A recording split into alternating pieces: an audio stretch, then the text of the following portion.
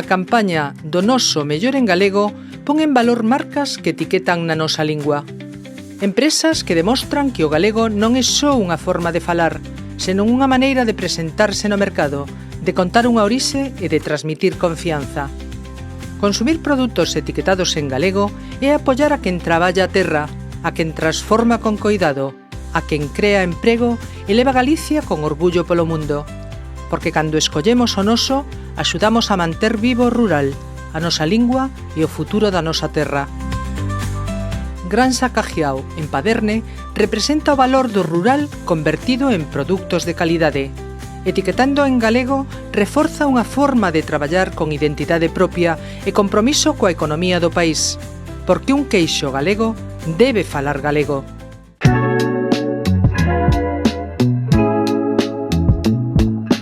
Un pouco o proxecto de facer isto foi cando entraron o tema das cotas, porque iban limitarnos as producións, era unha vía de escape para seguir producindo, que naquele momento xa producíamos máis que do que tiñamos cuota. Foi a forma de levarme un pouco a transformar o leite.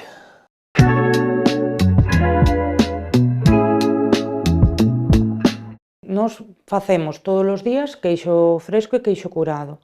Calquera deles leva diferentes litros, pero sobre os 200 de curado e de fresco, se divides entre os litros que leva, sale a contar rápido. Sobre 800. 800, por aí, de fresco, diario.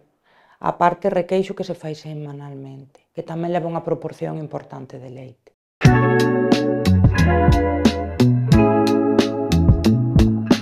Leite fresco, unhas 200 diarias. Hai que ter en conta que nós salimos ao reparto todos os días. El leite fresco de todos os días salen esas botellas, que é simplemente pasteurizada, non é transformada, vamos.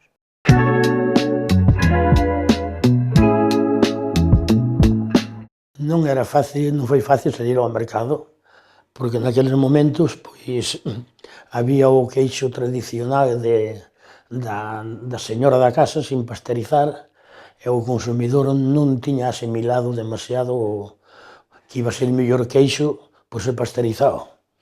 Iso xa era unha competencia casi desleal, pero foi bastante difícil que a xente cambiara o hábito do queixo da casa ao queixo pasteurizado.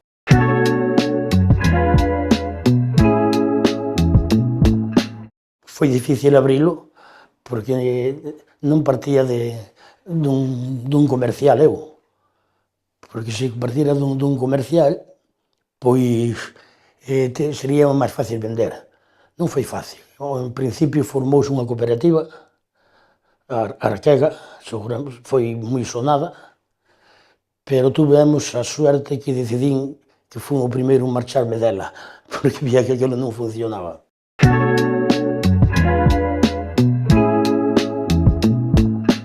Daquela primeira empresa, ahora mismo, onde se formou non queda nada, porque a cuadra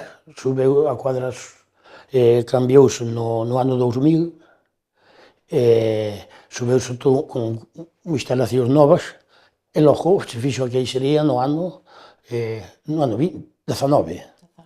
No ano 19.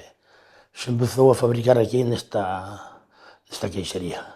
Lógicamente, pois, todo foi mellorando. E a esencia queda a principio de todo, a calidade do queixo fresco. Seguimos sendo o número 1 no mercado. Iso sí que o seguimos conservando, igual que hai 35 anos que empezamos. Recórdome dos inicios, de o mal que pasaba meu pai de ir de tienda en tienda ofrecer o seu produto, sin ter nin idea, nin de marketing, nin de comercio, nin... Empezaba a saber de queixeiro. Sabía de ganadero, pero é un ganadero botado aí a buscarse a vida. Teño ese recuerdo de velo a él peleando. E coincido con meu pai en que esa mesma receta, por decirle así, do principio, seguímola conservando. Así é que temos clientes fieles de diferentes generacións que siguen sendo fieles ao noso produto. Para nós iso é un orgullo, porque algo se estará facendo ben, cando dura no tempo os clientes siguen confiando en ti.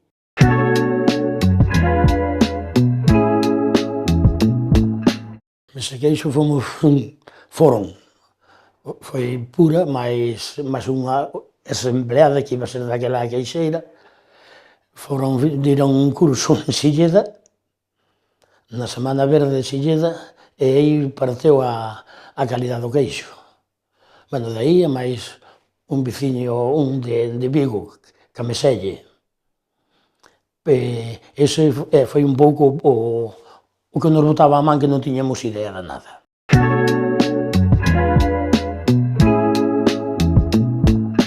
En principio, facíamos recollida en pequenas explotacións que aínda encima eu creo que influía que era de zona máis de montaña e era leite con moita máis grasa. É un valor añadido á grasa, pero na súa proporción. Cando é en exceso, por exemplo, para o queixo fresco, podelle dar un aspecto menos apetecible. Non é que sea de peor calidad, pero á vista, ese era un problema co que nos encontrábamos.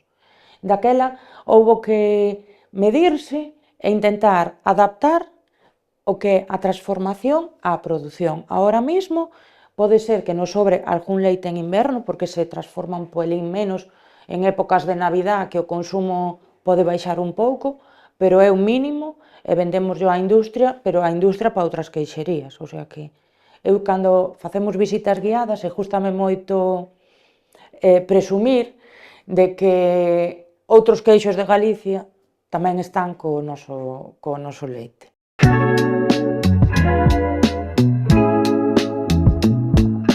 Aí é onde temos a calidade, temos sempre un produto igual, e bueno, agora nesta época é fácil vendelo, porque o que yo fago, como consigas que xo probe, que o meta na boca, o cliente xa está fastidiado, xa está vendido.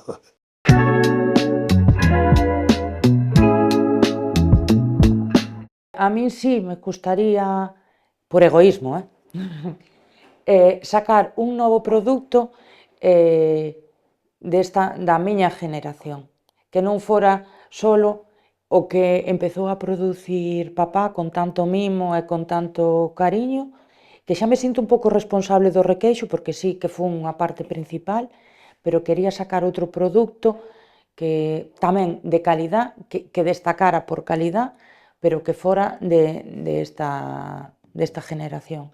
El chámame moito a atención, eu son moi láctea, e gústame moito a mantequilla de calidad.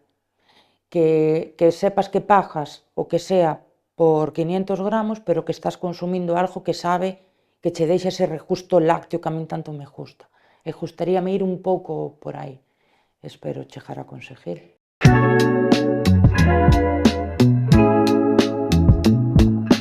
Non sei se ampliar en estructuras ou... A min o que sí me gustaría moito era a granxa poñela máis cómoda para poder traballar máis a gusto, disfrutar máis do que estás facendo na granxa e diversificar. Sabes? Pois pensar nun produto, pensar noutro, que Cajiao non fora solo queixo, pois que fora granxa, que todo o mundo vira como un conjunto. Sabes? Algo de valor no rural, pero eso, o produto que tes, os animales que tes, sabes? Que fora valorada por todo eso en conjunto.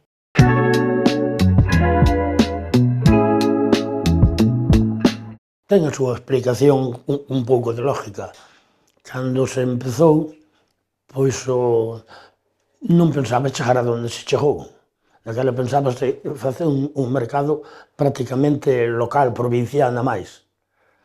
Daquela, pois, incluso poñámoslle o nombre, salimos con o nombre de Betanzos. Porque quería que se vendía Coruña, Betanzos, en pouquiño de Ferrol, pois xa estaba todo feito. Pero despois a vida fixo ir máis adiante, o nombre funcionou, e gústame que funcione isto como Galicia. Eu penso que no seu momento foi posta en gallego, porque somos galegofalantes e porque nós o decíamos así. Hoxe eu penso que todo eso, o que daquela foi casualidade, agora é un valor añadido. Que pasa? Temos a suerte de traer esa tradición porque foi casualidade. Agora, igual, moitas empresas buscan vincular o produto, sabes, a un nombre galego para darlle máis identidade. Cando ti díchelle sin querer. E hai xente agora que busca nombres unidos á terra, de agarimo, sabes, de interiorizar todo eso para sacalo ao mercado. E ti xa o tes.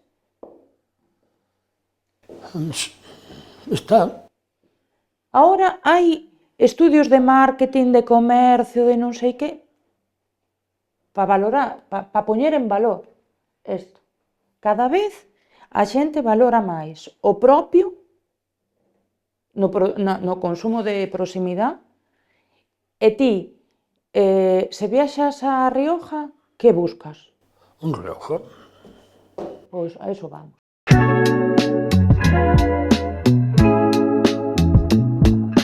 Quero eso, que sea un produto de calidad, pero que sea de Paderne porque é o noso concello, pero poñer en valor tamén Paderne.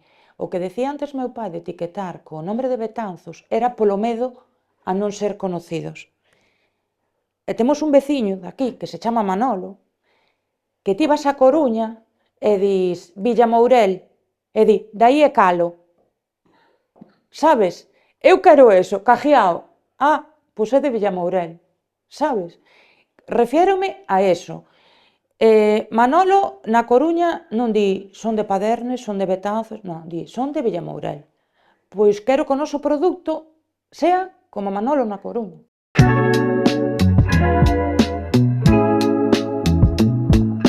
Sí, totalmente, e quero seguir facendo máis. Non sei como explicarcho. Facemos visitas guiadas aquí precisamente, a min é unha cousa que me encanta porque me gusta dicirlle á xente porque o noso produto é así, porque o facemos así e todo o que influye neso, que influyen os pastos, os forrajes, que non é só un queixo que ves aí no lineal, non, quero que sepan que é unha forza de traballo desde a granxa, que a queixería que empeza ali, co que comen as vacas e co que hai que traballar para que teñan esa comida todo o ano. Quero que a xente vexa detrás do produto todo o que hai. Poñelo, o que se chama poñelo en valor. Pois para mí poñer en valor un produto é eso, decirlle á xente o porqué das cousas, por que repartes todos os días? Porque temos un produto perecedero que non queremos añadirlle conservantes. Daquela, a consecuencia é esta, é que dura pouco, xa, pero tes a ventaxa desto, explicar os porqués da túa forma de traballar, os porqués de por que faz desta maneira e non desta.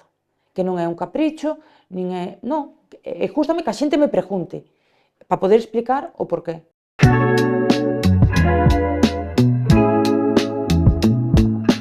A mí, en general, gústame moito, pero ten os seus pros e as súas contras. Pero, para min, ten moitos máis pros que contras, porque tes a liberdade... Tes moita liberdade de facer o que queiras. Vivir nunha casa, poder sair afora, ir co can, vir hasta a granxa, coller a bicicleta, vas polo monte... Tes unha liberdade enorme que non tes na cidade, pero tamén hai menos nenos. Pero, como temos aquí un pobo cerca, cando hai tempo, pois vou a estar aí cos meus amigos.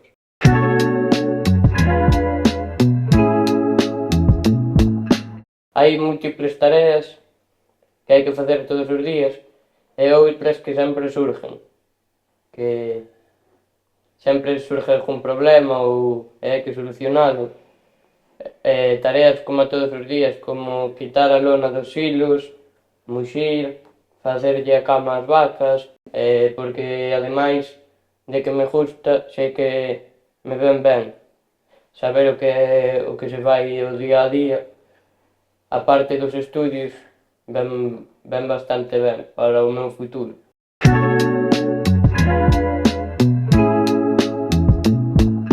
Sí que hai futuro.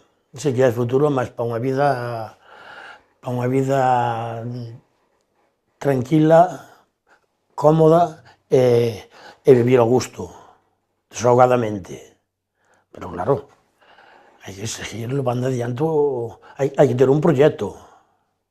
Sin proxecto rural é un desastre, pero con un proxecto a 10 anos vista, como moito a 10 anos vista, se prospera, cada 5 anos se prospera o que soña, o futuro está asegurado. E vives no rural, bueno, eu vivín como quixen. Tamén é verdad que eu teño a suerte de poder traballar no que me gusta, sabes? Que son un lujazo, non ten outro nombre. Penso que se es por cuenta ajena traballando nun sector así, igual se pode complicar un pouco a cousa, sabes? Porque xa é diferente, tenche que gustar moito,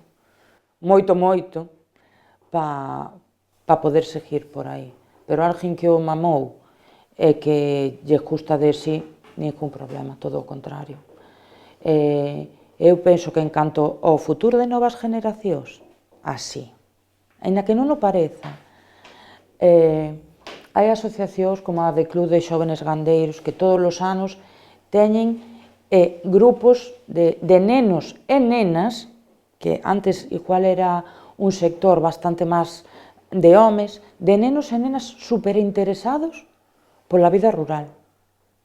Pola vida rural en canto a vacuno, sobre todo vacuno, que é o que a Víctor lle gusta e no que el lle gusta profundizar. Pero en horta, en vacas de carne, xa non só no sector lácteo, me refiero.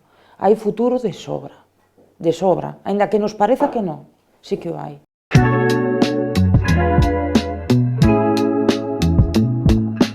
Aquí teño un leite que produzo eu destas formas, pero proba. Como cometas o error de probalo, o cliente está asegurado.